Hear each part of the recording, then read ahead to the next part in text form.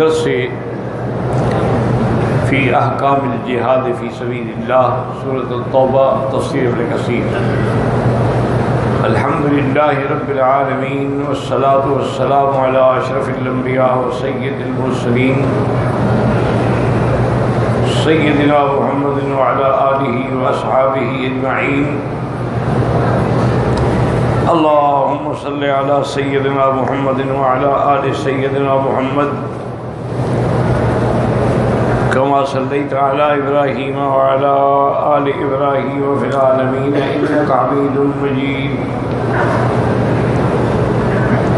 أعوذ بالله من الشيطان الرجيم، بسم الله الرحمن الرحيم۔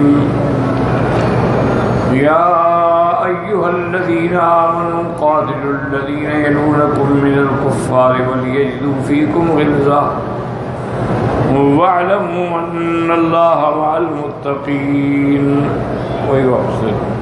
وہی لے آؤ، اس میں کوئی فرق نہیں ہے۔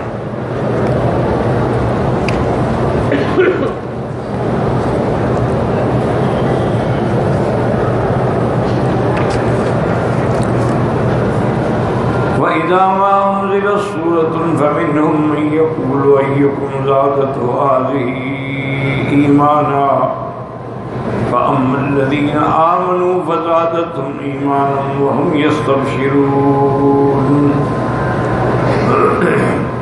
وَأَمَّا الَّذِينَ فِي قُلُوبِهِم مَّرَضٌ فَزَادَتْهُمْ رِجْسًا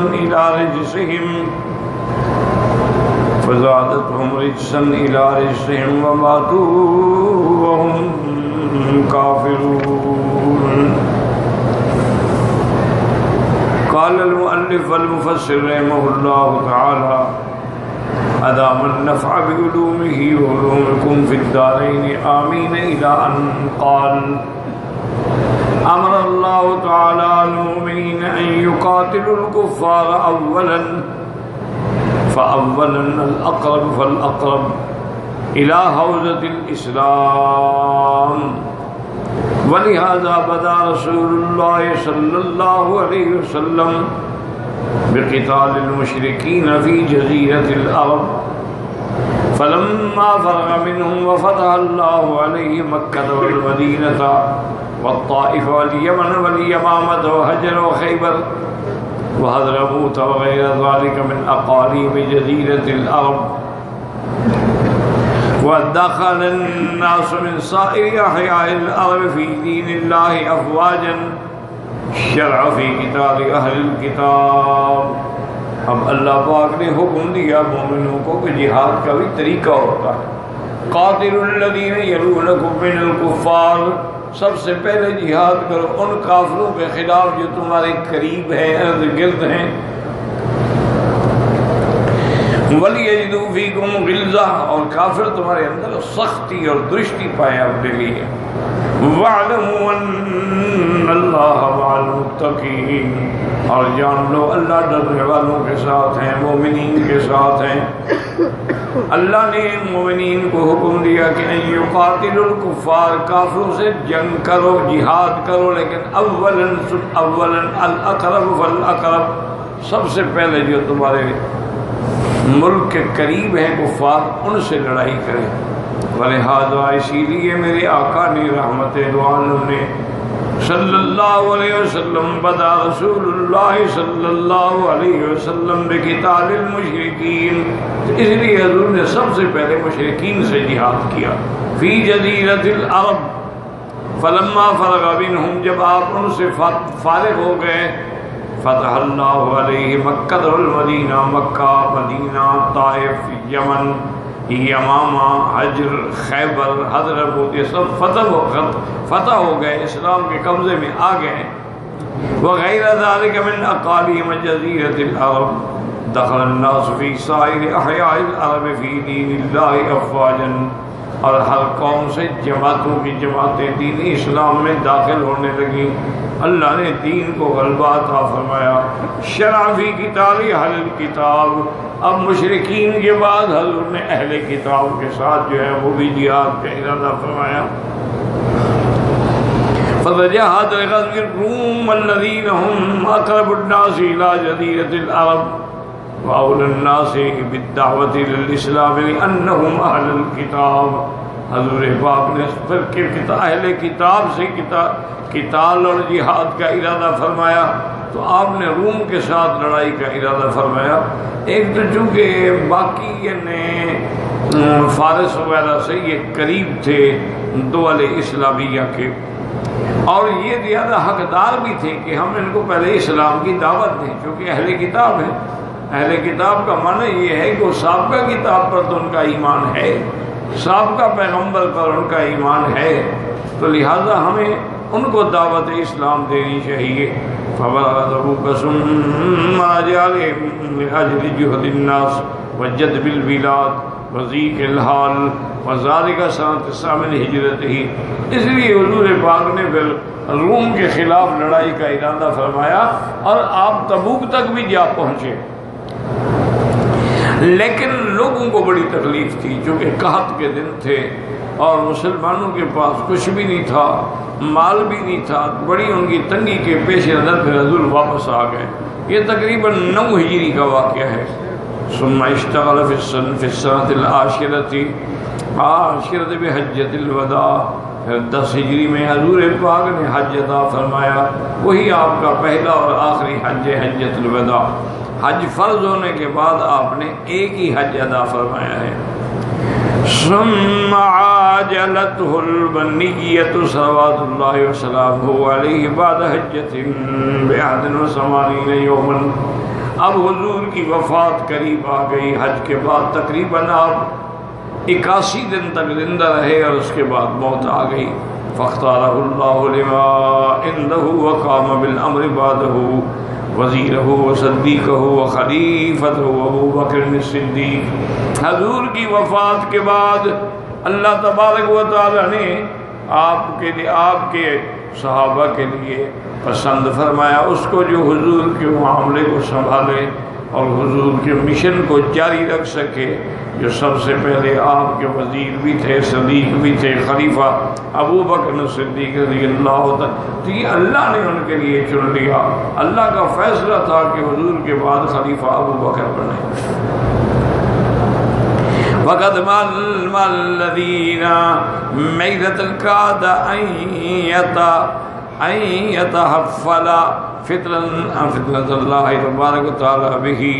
اللہ یہی چاہتے تھے کہ اس کے ذریعے فطر ختم ہوں۔ فَوَتَّدَ الْقَوَائِدَ وَثَبَّتَ الدَّعَائِمَ۔ حضرت ابو بکر نے بنیادیں مضبوط کی اور ستونوں کو مضبوط کیا، پہلے اپنا استحکام کیا اور پھر جہاد کا حکم دیا۔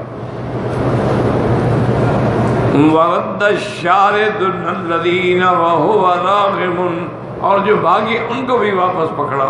فَرَدَّ أَهْلُ الرِّدَّةِ إِلَى الْإِسْلَامِ، اور جو لوگ مرتد ہو گئے، کسی نے زکوٰۃ کا انکار کیا، کسی نے حضور کی ختم نبوت کا انکار کیا، جیسے مسیلمۃ الکذاب، ان مرتدین سے بھی جہاد جو ہے وہ حضرت ابو بکر نے کیا ہے رضی اللہ تعالی عنہ۔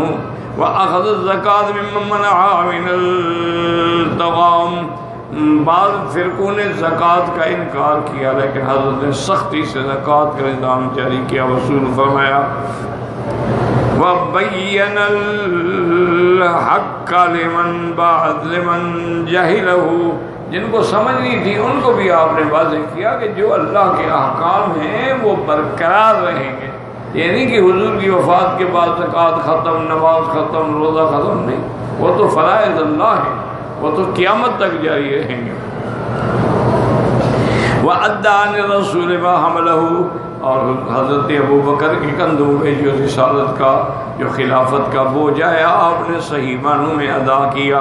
ثم شرع فی تجہیز الجیوش الاسلامیۃ الی الروم هذه الى الروم عبیدۃ السلمان، آپ نے اس کے بعد جو ہے لشکر تیار کیے، جیوش اسلامیہ تیار کیے، اور ان کو آپ نے روم کی طرف تو آپ نے بھیجا ہے عبدۃ سلیمان کو، وَإِلَى الْفُرْسِ عبدۃ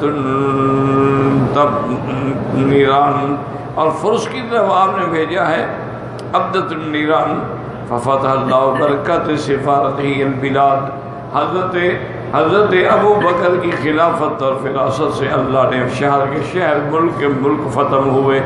وَأَلْغَمَ أَنفَسَ كِسْرَى وَقَيْصَرَ وَمَنْ نَطَعَهُمَا مِنَ الْعِبَادِ.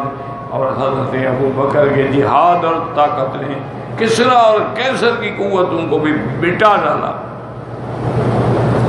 وَأَنفَقَ كُنُوزَهُمَا فِي سَبِيلِ اللَّهِ كَمَا أَخْبَرَ ذَلِكَ رسول اللہ صلی اللہ علیہ وسلم. حضرت ابو بکر نے کسریٰ، قیصر، روم کے جو مال غنیمت آئے وہ مسلمانوں میں تقسیم کیے. وَقَانَ تَمَامُ الْأَمْرِ عَلَىٰ يَدَيْ وَسِيِّهِ مِنْ بَعْدِهِ وَوَلِيِّ عَهْدِهِ الْفَارُوقِ الْأَوَّابِ شہید المحراب. اور یہ سارے کام جو آپ کر رہے تھے، آپ کی معاونت میں، آپ کی مدد میں، ہر مسئلے میں، ہر حکم میں شریک تھے جو آپ کے بعد ولی العہد تھے، یعنی حضرت عمر بن الخطاب شہید المحراب رضی اللہ تعالی عنہ. ای حفظ بن الخطاب رضی اللہ عنہ فَأَلْغَمَ اللَّهُ بِهِ أُنُوفُ الْكَفَرَةِ الْمُلْحِدِينَ. اللہ نے ملحدین کو شکست دی، ناک کے بل گرا دیا. وَكَبَعَ الطُّغَاةَ وَالْمُنَافِقِينَ. اور جو سرکش تھے ان کا قلعہ کما کر دیا. وَاسْتَوْلَىٰ عَلَى الْمَمَالِكِ شَرْقًا وَغَربًا. حضرت صدیق کے زمانے میں الحمدللہ اسلام غالب آیا، شرقاً بھی غرباً بھی. وَحَمَلَتْ إِلَيْهِ خَزَائِنَ الْأَمْوَالِ مِنْ سَائِرِ الْأَقَالِيمِ بَعِيدًا وَقَرِيبًا. اور بڑے بڑے ملک جو تھے ان سب کے اموال غنیمت سب سیدنا صدیق کے زمانے میں حاصل ہوئے ہیں. وَفَرَّقَ عَلَى الْوَجْهِ الشَّرِيعِ. جو اللہ کا حکم تھا اس کے مطابق آپ نے ان اموال کو تقسیم فرمایا. وَالسَّبِيلَ الْمَرْضِي. اللہ کی رضا کے مطابق. ثُمَّ لَمَّا مَاتَ شَهِيدًا وَقَدْ عَاشَ حَمِيدًا. حضرت ابو بکر صدیق جب شہید ہو کے فوت ہو گئے، کیونکہ ان کو زہر دیا گیا تھا، اس لیے وہ بھی شہید کے حکم میں ہیں. اور آپ نے اپنی زندگی بھی ایسی گزاری کہ ہمیشہ سب آدمی کی زبان پہ آپ کے لیے ثنا تھی. اجمع الصحابہ من المہاجرین والانصار علی خلافت امیر المؤمنین عثمان بن عفان رضی اللہ عنہ شہید الدار. اس کے بعد فرمایا اچھا حضرت عمر یعنی جب شہید ہو گئے تو اب صحابہ مہاجرین انصار اکٹھے ہوئے کہ انہوں نے بیعت کی حضرت عثمان رضی اللہ عنہ، کیونکہ وہ شہید الدار جن نے پھر اپنی حویلی میں شہادت نصیب ہوئی. فرماتے ہیں وَكَسَ الْإِسْلَامَ رِيَاسَةً حُلَّةً سَابِغَةً. حضرت عثمان نے آ کے اسلام کی شان کو عظیم ایسا لباس پہنا ہے کہ ساری دنیا میں غالب آ گئے. وَمَدَّتْ فِي سَائِرِ الْأَقَالِيمِ عَلَىٰ رَقَبِ الْعِبَادِ حُجَّةُ اللَّهِ الْبَالِغَةُ. اور اللہ کے بندوں کو اللہ کا دین پہنچایا. وَظَهَرَ الْإِسْلَامُ فِي مَشَارِقِ الْأَرْضِ وَمَغَارِبِهَا وَعَلَتْ كَلْمَةُ اللَّهِ وَظَهَرَ دِينُهُ. اللہ کا دین جو ہے وہ مشرق کے مغرب تک پھیلتا چلا گیا اور اللہ کا کلمہ بلند ہو گیا، اللہ کا دین غالب آ گیا. وَبَلَغَتِ الْمِلَّةَ الْحَنِيفِيَّةُ مِنْ أَعْدَاءِ اللَّهِ غَايَةَ مَآرِبِهَا. وَكُلَّمَا عَلَوْا أُمَّةً انتقلوا إِلَى مَنْ بَعْدَهُمْ ثُمَّ الَّذِينَ يَلُونَهُمْ مِنَ الْعُصَاةِ الْفُجَّارِ. اور ملت حنیفیہ جو تھی اللہ نے اس کو یعنی دشمنوں پر غلبہ عطا فرمایا. وَكُلَّمَا عَلَوْا أُمَّةً جب کوئی جماعت اوپر ہونے لگتی انتقلوا إِلَى مَنْ بَعْدَهُمْ ثُمَّ الَّذِينَ يَلُونَهُمْ مِنْ شِدَّةِ الْفُجَّارِ من العطاة الفجار.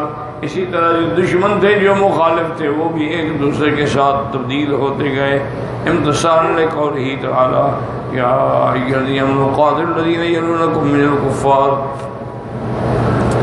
ولیجدوا فیکم غلظة ای ولیجد الکفار منکم غلظة علیہم فی قتالکم لہم. جب جہاد ہو، قتال ہو تو سختی سے قتال کریں، ان کے دلوں میں تمہارے لیے کوئی رحم، کوئی گنجائش نہیں ہونی چاہیے. وَإِنَّ الْمُؤْمِنَ الْكَامِلُ هُوَ الَّذِي يَكُونُ رَفِيقًا لِأَحَبِّهِ رَفِيقًا لِأَخِيهِ الْمُؤْمِنِ غَلِيظًا عَلَىٰ عَدُوِّهِ الْكَافِرِ. اصل مومن کی تعریف ہی یہی ہے کہ وہ اپنے بھائی مومن کے لیے تو بڑا میٹھا، بڑا رحم دل، لیکن کافروں کے لیے بڑا سخت دل. جیسے اللہ نے قرآن پاک میں حضور کے صحابہ کی صفات بیان کی کہ رحماء بینہم، آپس میں تو مہربان تھے. اشداء علی الکفار رحماء بینہم، کافروں کے لیے وہ سیسا پلائی ہوئی جیدات.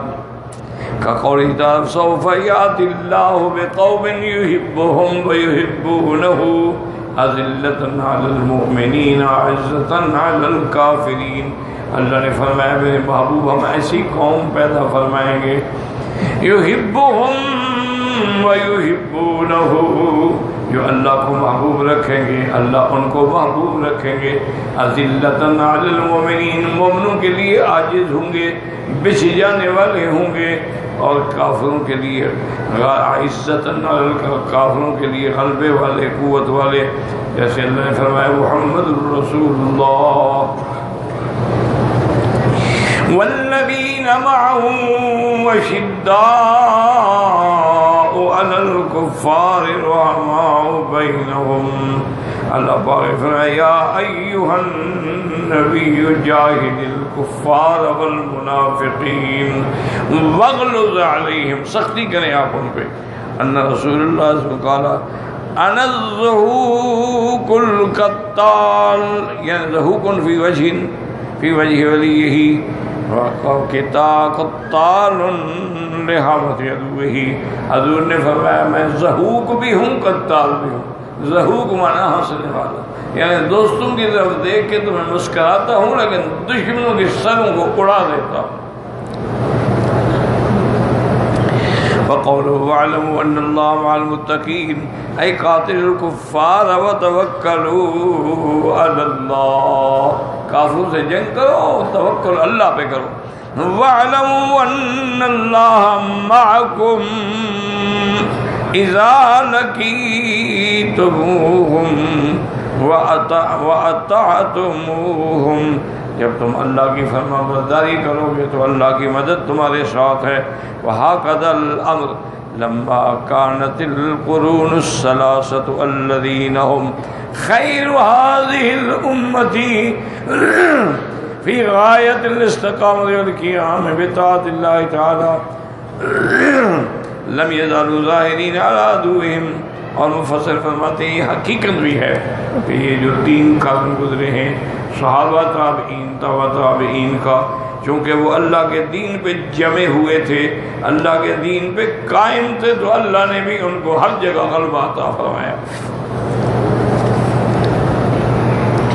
وَلَمْ تَزِلْ فُتُوحَاتُ كَثِيرَةٌ وَلَمْ تَنزِلِ الْأَعْدَاءُ فِي سِفَالٍ.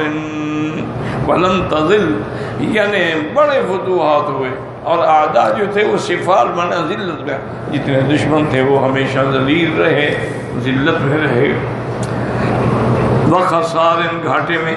ثم لما وقعت الفتن والاحواء والاختلافات بين الملوك طمع الاعداء في اطراف البلاد وتقدموا اليها.